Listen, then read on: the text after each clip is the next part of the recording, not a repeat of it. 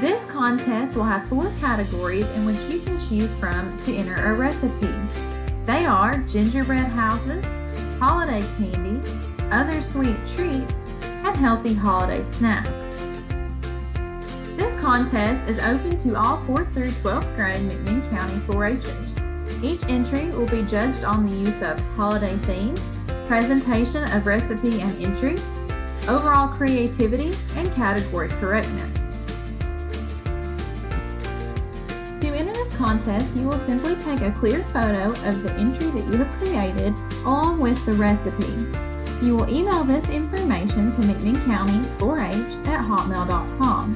Please include your first and last name, your grade, the category you have selected, and your phone number. Entries for this contest are due December the 14th.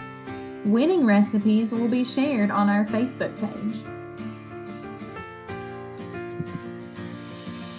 If you have any questions at all, feel free to reach out to us. We cannot wait to see what recipes you have to share.